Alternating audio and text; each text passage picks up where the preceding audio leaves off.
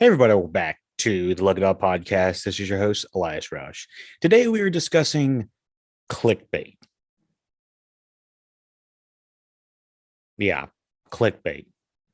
Clickbait is an American-Australian drama streaming television miniseries created by Tony Ayers and Christian White. Ayers serves as the showrunner, while Brad Anderson, Emma Freeman, Ben Young, and Laura Beasley are set to direct. It is released on Netflix August 25th, 2021. Sorry, I just noticed this was casting a shadow on my ass. Hopefully that works. So let me see. This is a drama thriller starring Zoe Krazan, Betty Gabriel, Phoenix Rael, Rai, Abraham Liam, Adrian Grenier, Model G. Foster, and Jesse Collins. So this is an 8-episode miniseries on Netflix. It's one of those random series that come out of nowhere. The thing about Netflix is they'll just drop something like it's hot and they'll give like no fanfare about it. They're all about WOM, word of mouth. So the synopsis for this is: Clickbait explores the ways dangerous and uncontrolled impulses are fueled in the age of social media and reveals the most widening fractures between virtual and real life personas. It is set in Oakland, California, but was mostly filmed in Melbourne, Australia. I'll kind of go into a little bit of detail about why. So for the production of this, enhance. Whoops, that was a dehance. For the production, in August 2019, it was announced Netflix would produce an 8-episode series created and produced by Tony Ayers, Christian White, with David Heyman serving as producer, and Heyday Television banner.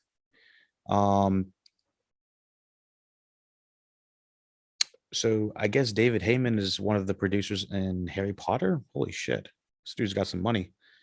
Yeah, he's won 3 Academy Awards award nominations for his work in Gravity, Once Upon a Time in Hollywood, and Marriage Story. So this dude has some accolades as a producer.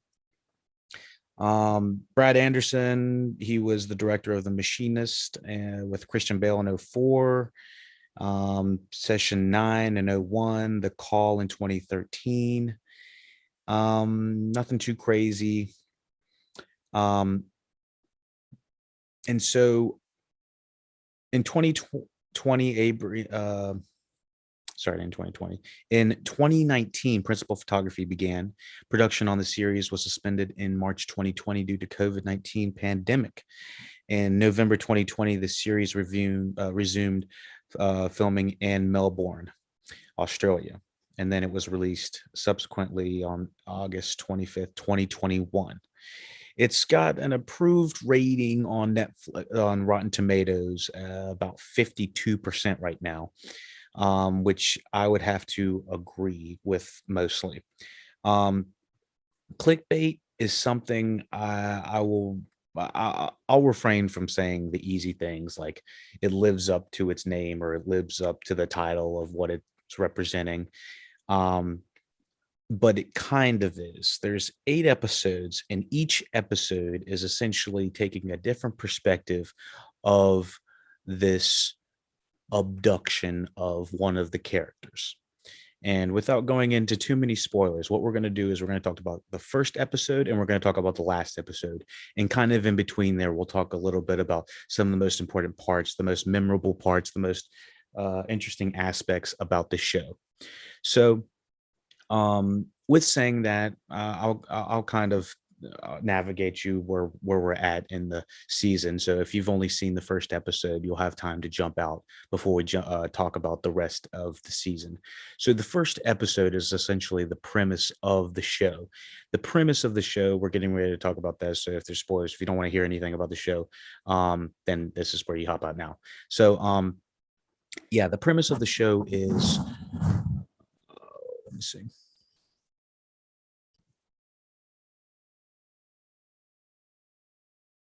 I'm going to go ahead and give the episode 1 synopsis.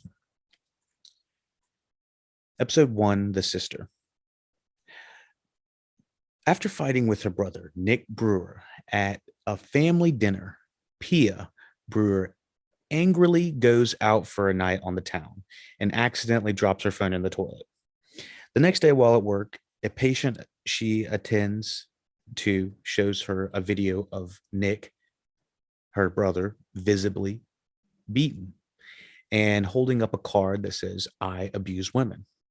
Now, this video is being shown on what is kind of like a YouTube-esque website, but it's not exactly it's not an American website, so they can't control it, so to speak. But this is where one of my first issues comes in with the believability of this season, of this entire series. The believability of the series is having to stretch your believability to the furthest and nth degree. I don't think it's believable at one point that this would ever happen to this degree. I mean, they have movies like Untraceable that have sort of to do with this, live streaming of someone being kidnapped kind of thing, but they always are able to shut it down or block it way quicker than what they're able to explain in this. And they're not exactly looking for super realistic. It's a more like heightened realism in this. And it's more about like what's happening to the characters, not necessarily how it's happening. So, anyways, she sees her brother is visibly beaten in this video, and is holding up a card that says, "I abuse women." Then he holds up a different card that says, "At 5 million views, I die." Distraught, Pia attempts to contact Nick, but is uh, unable to, as her phone is still drying at her apartment in Rice. She contacts Nick's cell phone through her work phone and then arrives at his workplace, but then learns that Nick has not arrived at work yet. He's a volleyball coach at a high school or something. Pia then goes to Nick's wife, Sophie, at a school where she teaches, and both of them proceed to go to the police.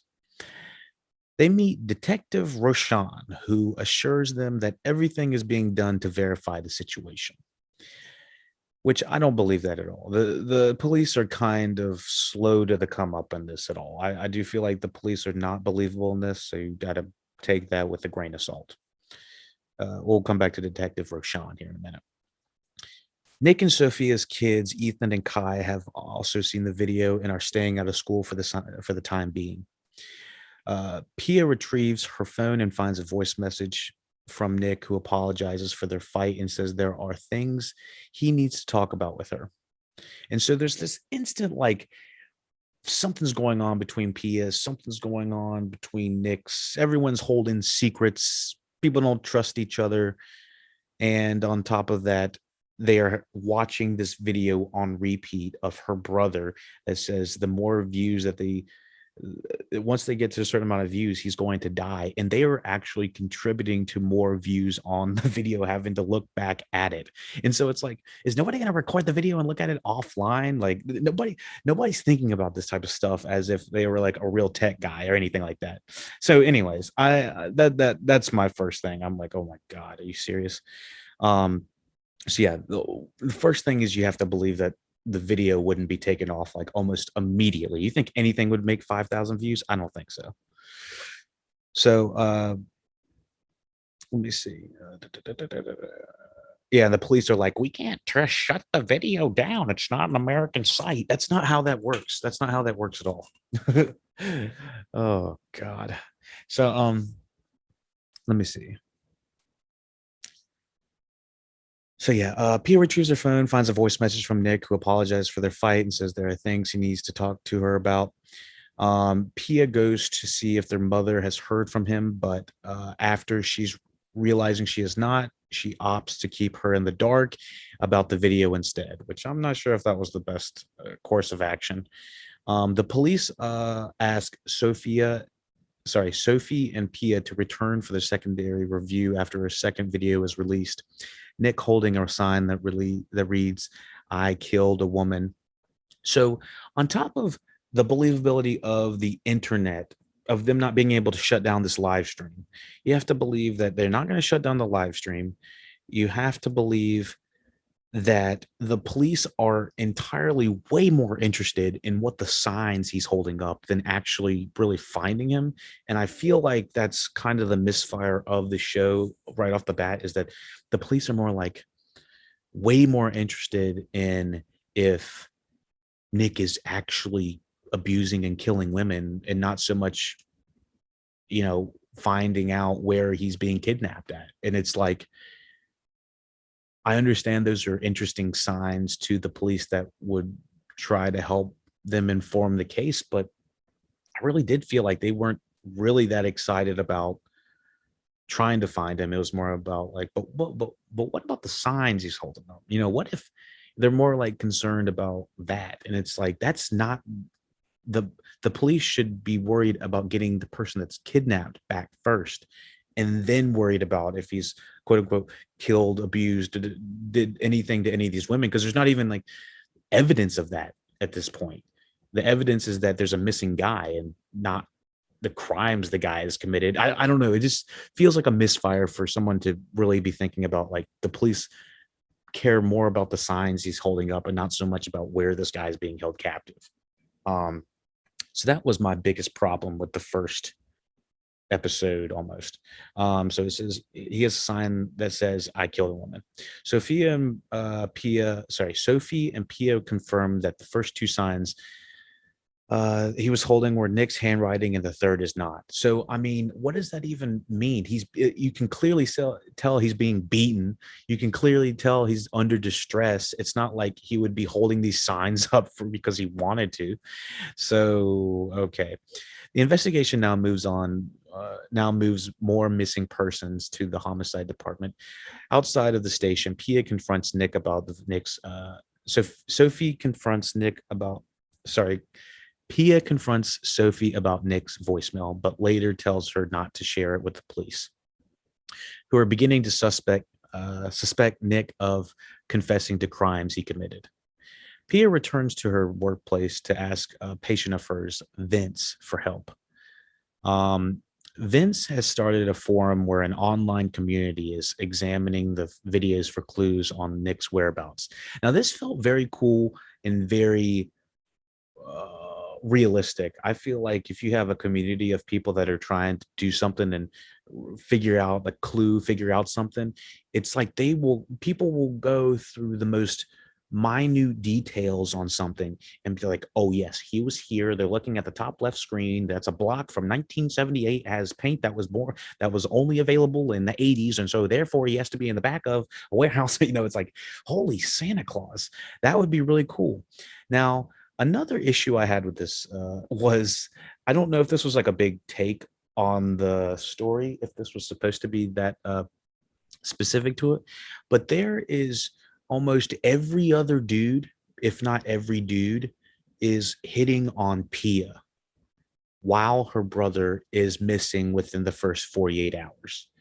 So Pia matches with Detective Roshan on like a Tinder app or something like that, swipe right, swipe left kind of thing. And that's when she matched with him the night before, when she dropped her phone in the toilet and never got in touch with him. So like Detective Roshan is immediately, when he meets Pia, he immediately knows who she is, and he's pissed, or he's aggravated that she didn't like hit him up. What? And then in the middle of this, I don't remember if it was this episode or an episode two. I think it's an episode two, but clearly this guy, Vince, is interested in Pia and tries to like make a move.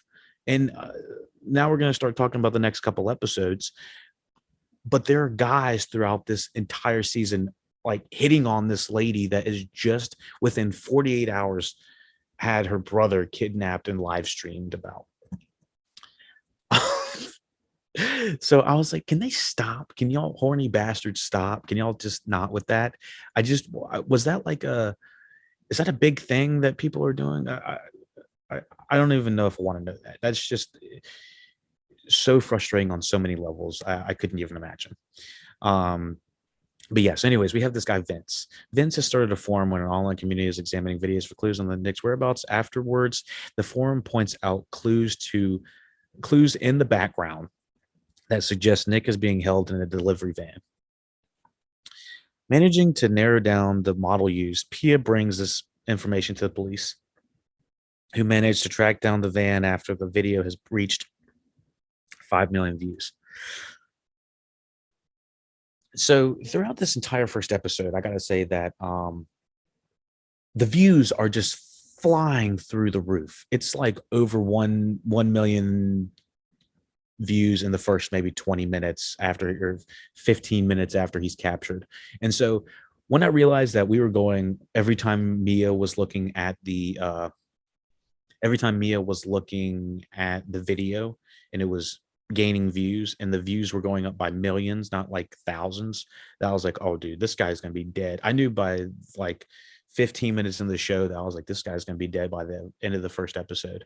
And I think they end up that we're going to start talking about spoilers for the rest of the season. So if you haven't seen the rest of the season, this is where you're going to hop out now. Yeah. So I loose to no recommend for me. It's a not recommend for me. Go watch Outer Banks or something else on Netflix. So anyways, the problem with this is on top of all of these random things that are going on,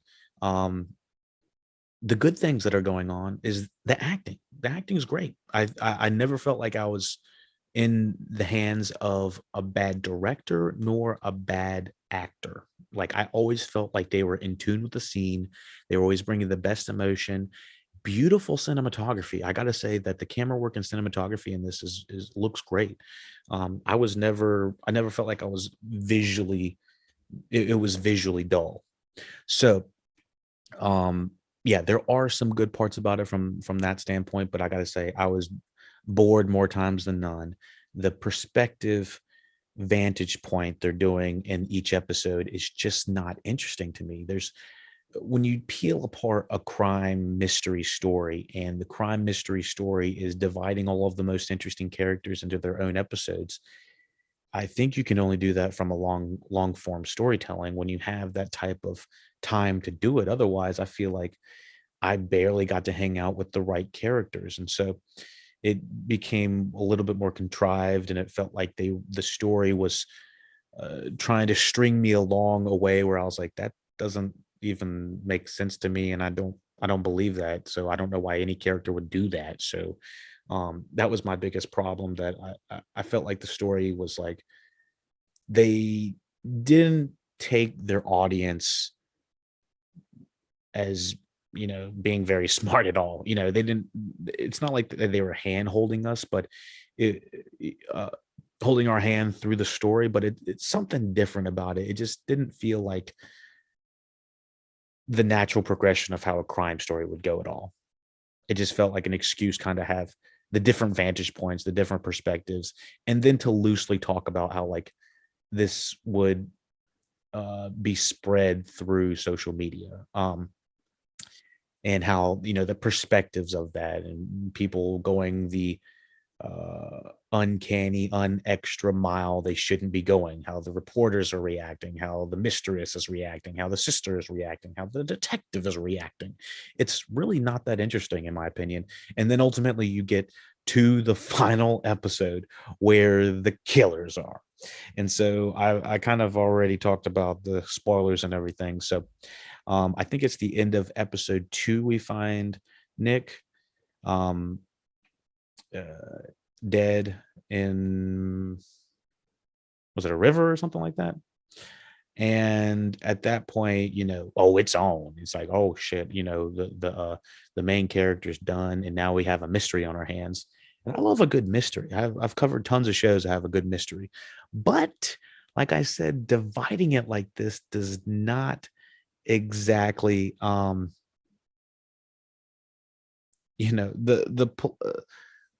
the mystery is not exactly the most compelling part of this. They they do try to put in like little red herrings to say, oh, who's his son talking to? His son's acting awfully suspicious. I mean, his oldest son is like I didn't do anything. Like the director kept telling the oldest son. I don't remember his name as a. Da, da, da, da, da, da, da, I don't remember Kai. Ethan is just told the entire time to look as suspicious as hell. Straight inconspicuous. Oh my gosh. He was that son just looked like he had he was acting like he had pot and a police store, sorry, a police store, a police department.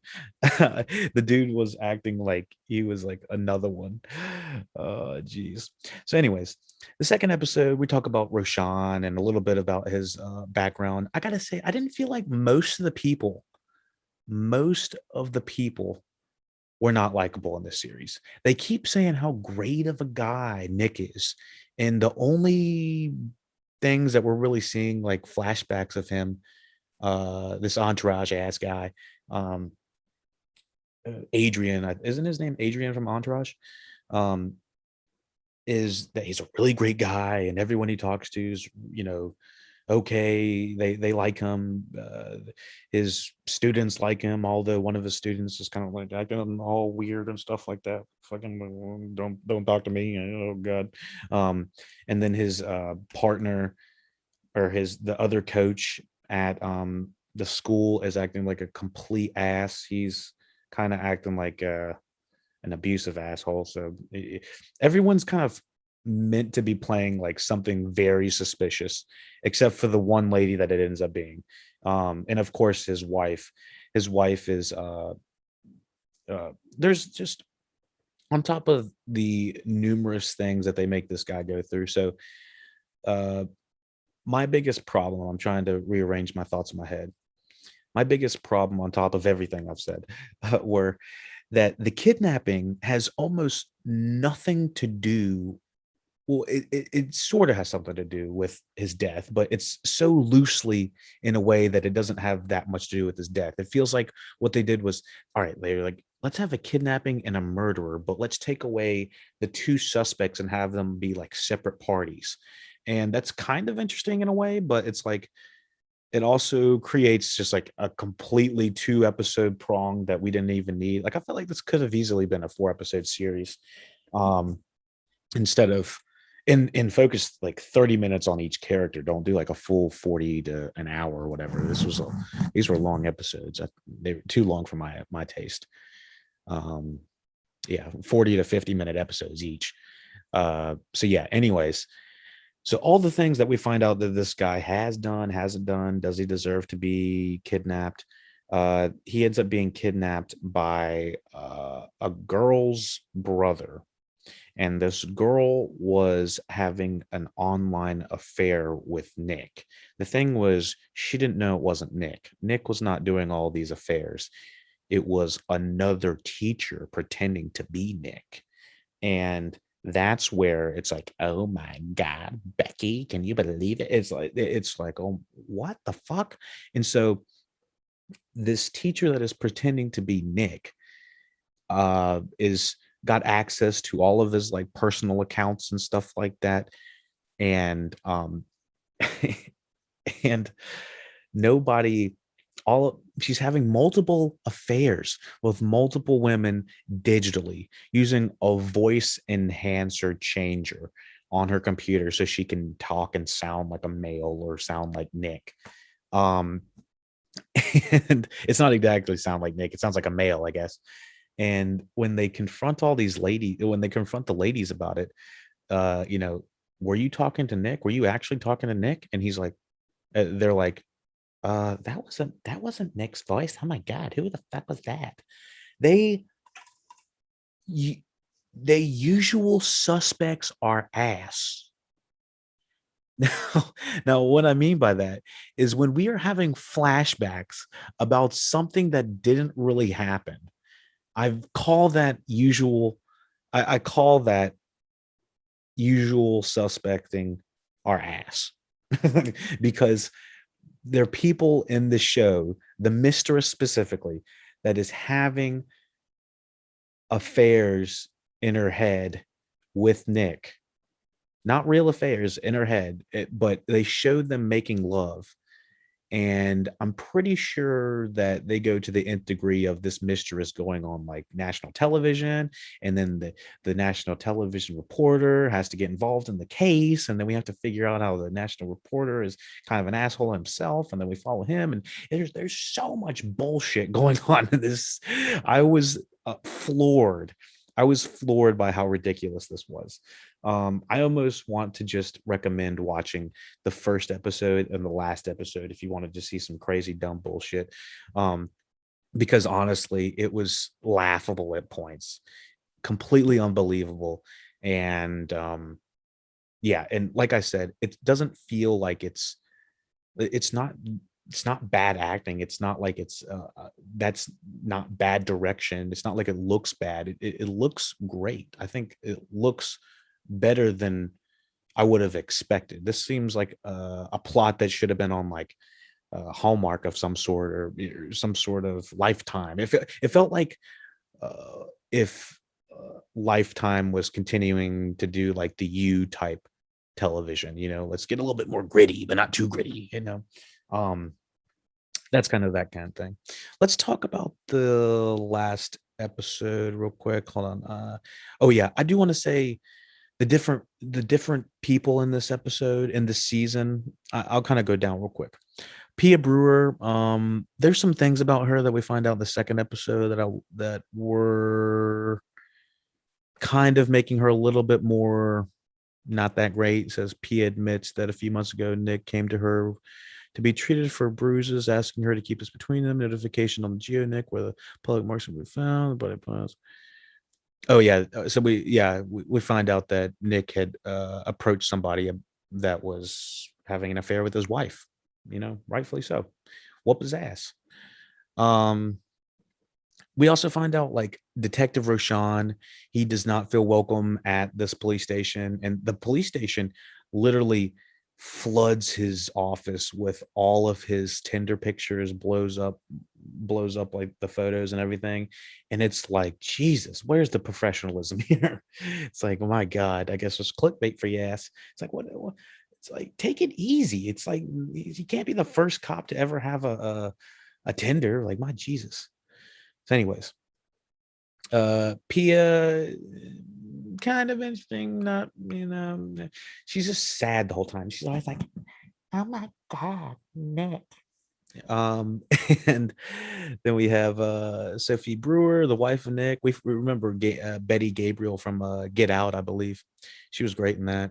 And this, she's just having like 1,000 different flashbacks of like Nick, and then also this other guy who's just having an affair with, which I don't really feel get really that explored enough at the end. I feel like Pia is just like, okay, I guess it's okay that you had an affair with him. I mean, they duke it out, but not really duke it out.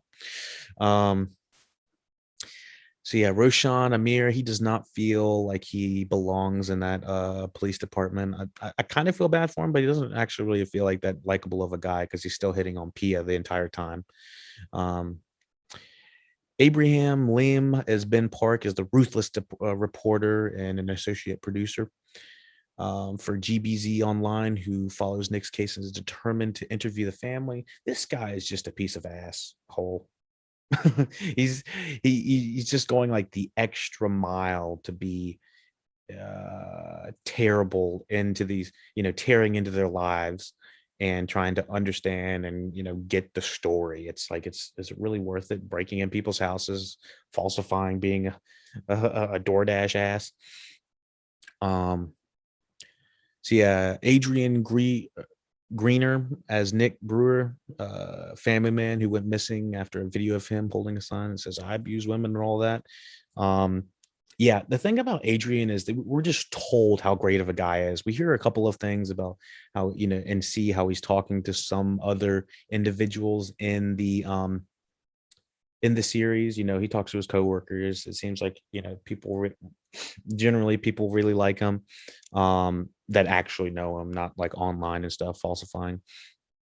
Um, but let me see. Model G Foster is Curtis Hamilton, a former colleague of Sophia's, whom she had an affair. Oh yeah, Curtis is the guy his wife is having an affair with. And I think Curtis beat up Nick at one point. I think it was the second episode they find that out. And once again, I feel like that has nothing to do with later in the story. It's like, okay. Um, and Jesse Collins is Emma Beasley, a woman who claimed to be Nick's mistress. Usual suspect, our ass. Told her, get her out of here. She lied. So let's talk about this last episode before we sign off, because I think I've kind of ripped it a new one and just saying that a lot of it doesn't make sense. So this last episode, I was like laughing at most of these points. I just didn't believe anything really bad was going to happen. My blood BPMs was like relatively like low on the scale, but I was anytime I'd laugh, I was like, "Eh." It would make me just like, this is ridiculous. Oh my gosh. So episode 8 is The Answer. Um Ethan realizes that Kai was on his computer and saw the location that Allison sent. Allison and Ethan, I gotta say, have an entire episode to themselves, which is entirely not needed. They don't need to have a full um a full they don't need a full episode on this of his son looking guilty as hell, like texting somebody and like, yeah, I've met her before. And then like we're following him, and it's just ultimately not that interesting. And then they have like some connection, and she's like, hi, did you expect this to be the way I looked? And he's like, yeah, I guess. And I don't know. I really don't know. It feels like padded on time. It didn't need to be that long. Okay, so uh,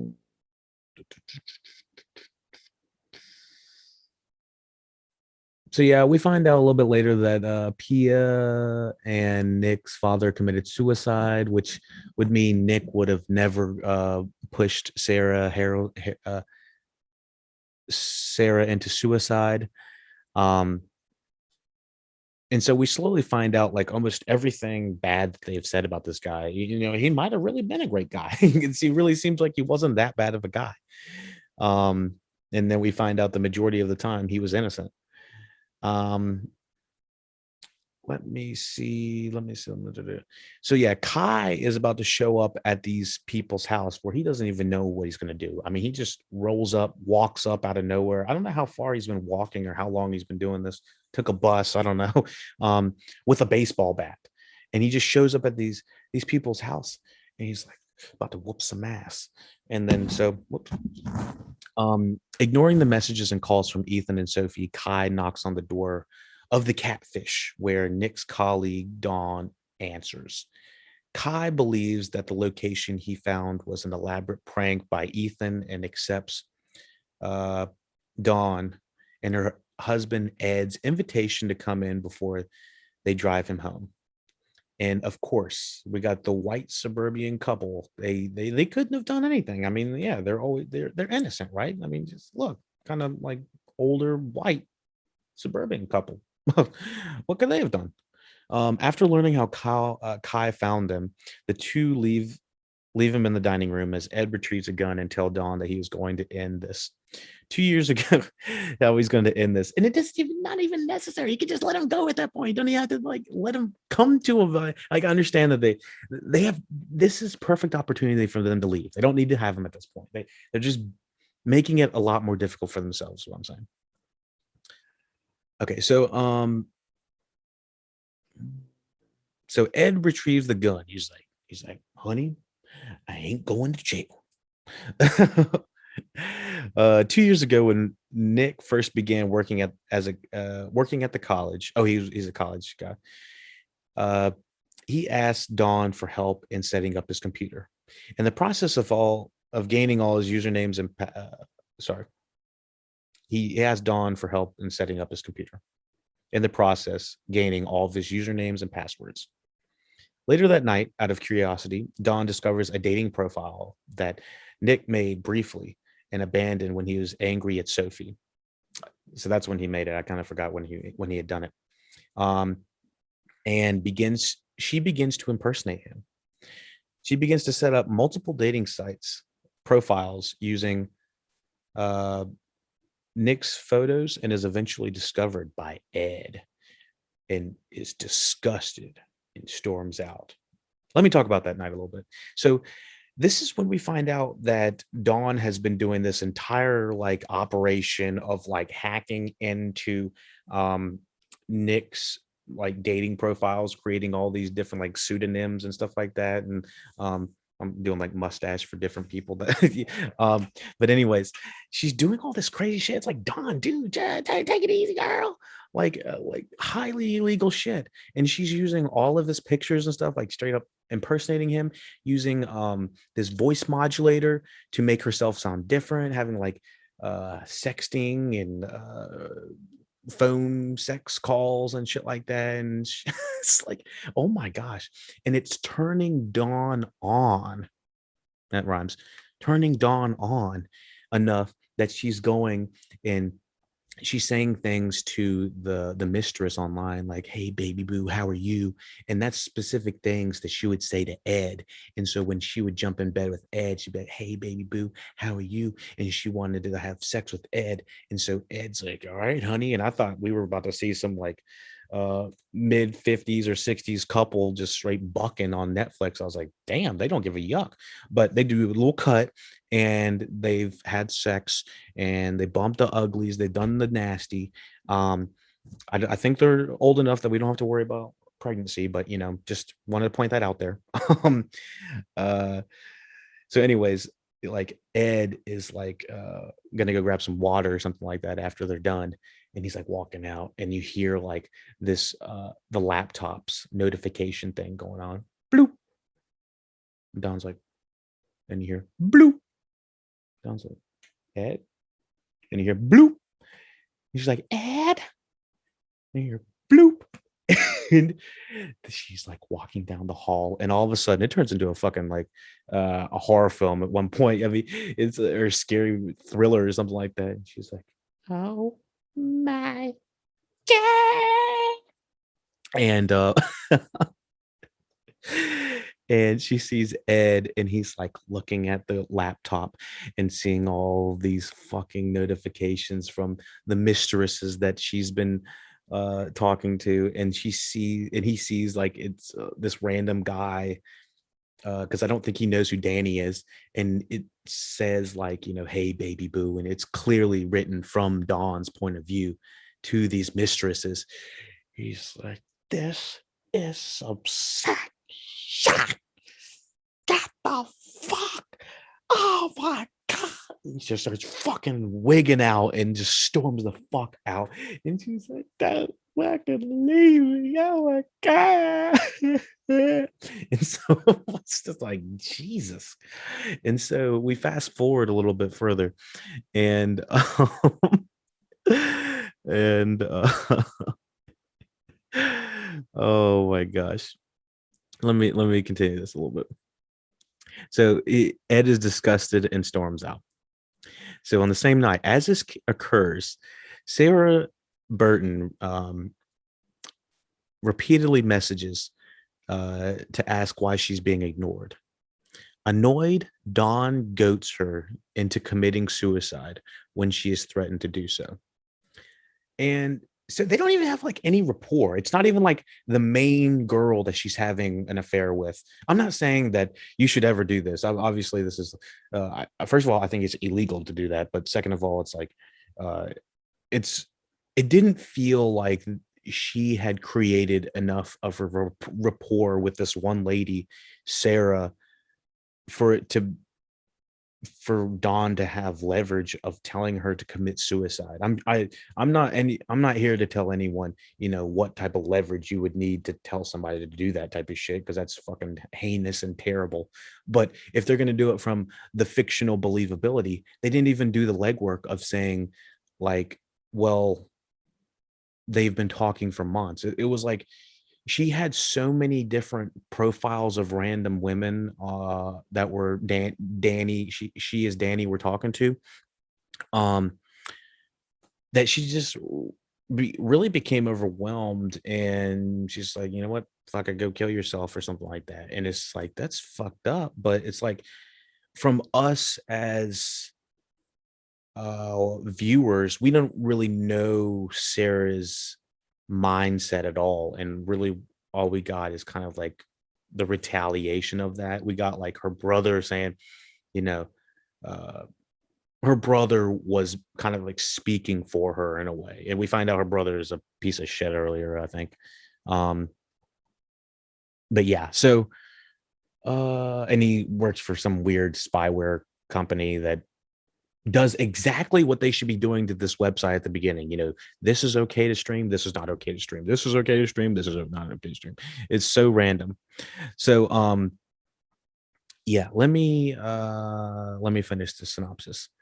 So yeah, I don't think they did the legwork for this lady who apparently killed herself, for Dawn to have that kind of leverage. That was my problem.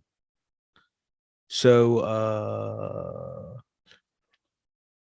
yeah, in the present day, Ed and Dawn pretend to drive Kai home as Sophie and Pia looking like Sia, arrive at the now empty house, and learn that Dawn was the catfish. Realizing something is amiss, Kai attempts to contact his family, only for Dawn to throw out his phone of the car. And at that point, I'm like, Kai, if you felt like there was something weird going on, first of all, why didn't you grab your badge? Second of all, why do you have your phone out right where she can fucking see that? I thought that he was going to be a little bit smarter than that, but I was like, no, that's not that's not this show. So yeah, she's like, fuck it, and he's like, hey, that's my phone. And so yeah, the Dawn is like, all right, yeah, we're gonna go through with this. And like, she and Ed are like looking at each other like, "Boop, boop, boop, boop," like, what are we gonna do? You could have just let him go, and you would have been able to get away faster. I don't understand what there was no point in keeping Kai. At this point, if you're planning on not trying to go to jail and stuff like that, I don't know.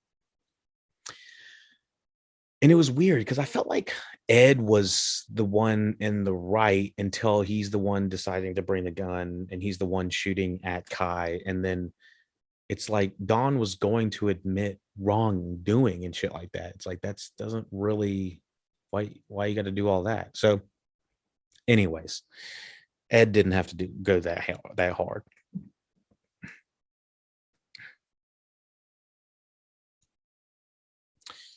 They bring him to a ranch nearby and keep him inside a trailer, Kai. There, Kai learns that after Simon released Nick, he came to confront Don about using his pictures and name to catfish women and drive Sarah Burton to suicide. Sorry, Nick. Sorry, this was a handful.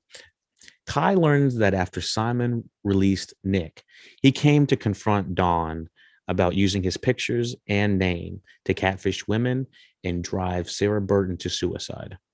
While Dawn attempts to deny doing so, Nick points out that she is the only person he can find to about Sophie's affair, and she had access to his computer.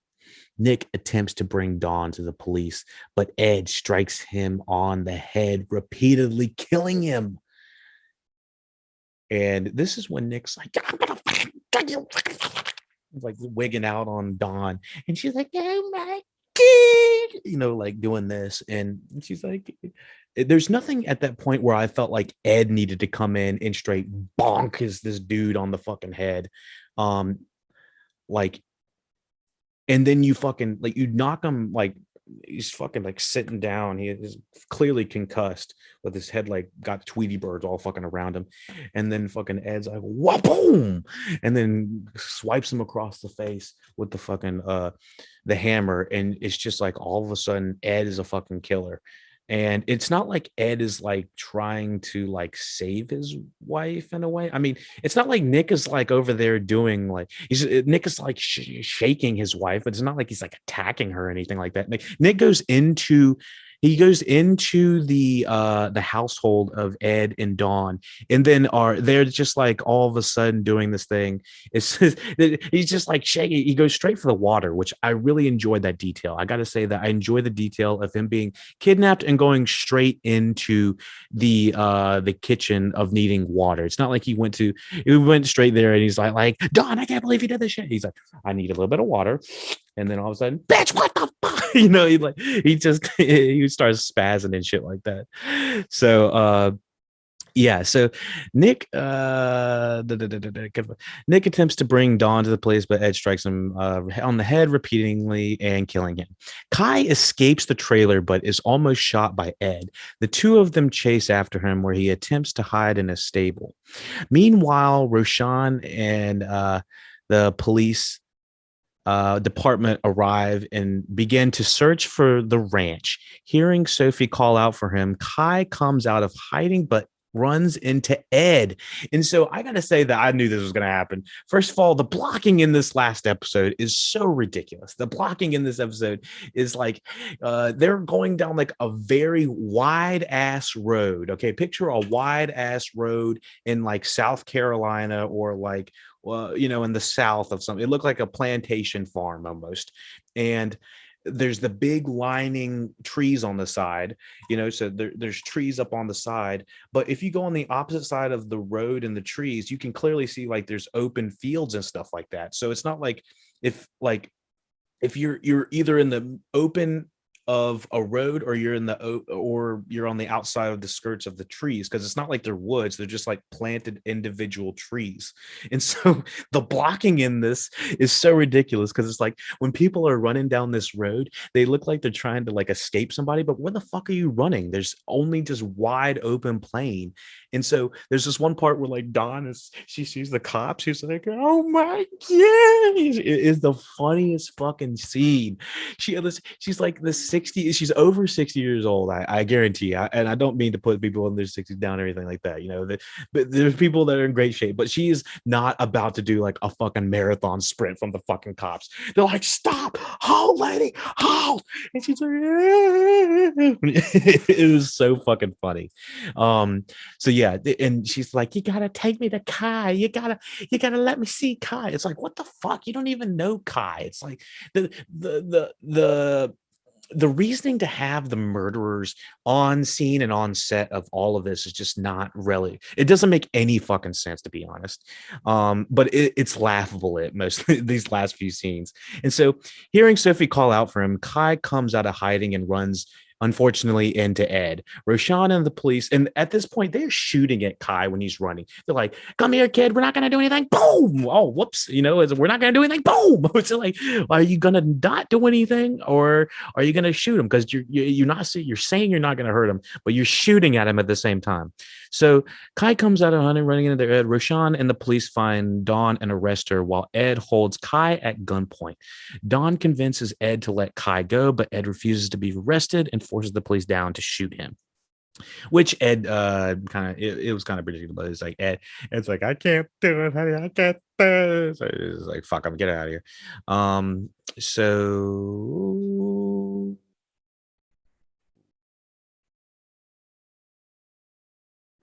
sorry, it sounded like someone was walking through. Dawn convinces Ed to let Kai go, but Ed refuses to be arrested and forces the police to shoot him. In the aftermath, Sophie puts Nick's pictures back up. Now that it's clear that Nick has never cheated on her. That's always good. But she was cheating on Nick, so it doesn't fucking matter. At Nick's funeral, Roshan tells Pia that Tara has decided to press charges against Matt. I guess that's good. Was I can't remember if it was Tara the volleyball girl. Let me see. I'm pretty sure Tara was the volleyball girl, and she was telling him it was weird. Ben attempts to. Okay, Tara. Nick was. Vince reveals that before Simon was arrested, there were rumors that Nick was involved with one of the volleyball girls, Tara Wilson. Pia asked Tara if she had a relationship with Nick, but she insisted they did not. Nick was telling her to stop her relationship with someone else and not to quit the team. The guy Tara was seeing a guy that began harassing her and eventually began posting naked. Oh, so Tara had naked pictures posted of her online. As Pia presses further, Tara reveals that she was seeing Matt. I think Matt was. So seeing Matt, Pia goes to Nick's workplace to help with the Nick's colleagues. Dawn gains access to Matt's computer. Pia finds naked photos of Pia finds naked photos of Tara and pictures of Nick that were used for online dating profiles. Okay, so yeah, that's where she finds all that.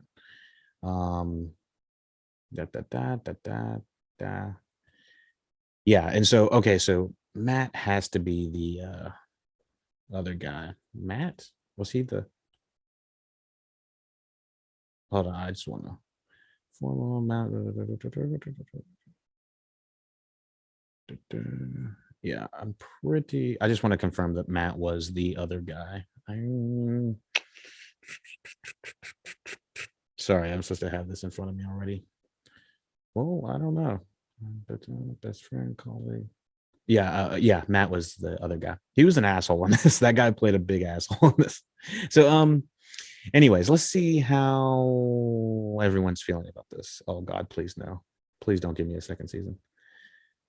Oh, please don't give me a second season. I don't think that it's going to have a second season based on what I'm looking at. Roxana Hadid, writing for RogerEbert.com, wrote, "Clickbait is a reminder of why Netflix series become such hits in the first place. A cast of recognizable, serviceable actors dive with melodrama and zeal into a narrative that defies logical sense but moves at a breakneck pace, ends on cliffhangers like clockwork, and incorporates just enough zig and zags to keep the viewers guessing." I think that's a nice way of saying it. I was not exactly as positive on this. I felt like it was more of a waste of time instead of more like entertaining time. It was the type of show that I was doing laundry with and doing laundry to in the background. So it's just like it's a big background watch. Nothing fascinating about it. But anyway, let me know what you thought about Clickbait. Let me know what you thought about the review. Let me know how I can improve. Let me know what else you're looking for. Check out LuckyDogPodcast.com. Check out patreon.com/LuckyDogPodcast. You can get this review live on Twitch. You can get it mastered on SoundCloud, and you can get it you can see my beautiful face on YouTube, and you can get the full review on patreon.com/LuckyDogPodcast. Take it easy.